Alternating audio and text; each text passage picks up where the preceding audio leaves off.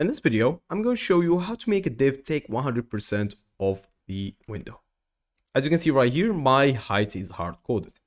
I also basically just have a small div and a big div. The small divs don't really matter as we're just playing with the big div. In my CSS, I have an ID. And as I said, my height is hard-coded. Let's remove this first of all. As you can see, if we remove the height, it's not gonna show.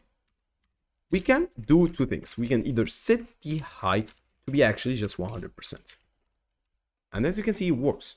Or we can set the height to be 100% of the viewport, which is the viewport of this thing. And as you can see, it's actually very high. This is the viewport width. So make sure to choose the viewport height. Now, it's much smaller. And actually, if we remove the text, you're going to see something interesting. It is actually perfect.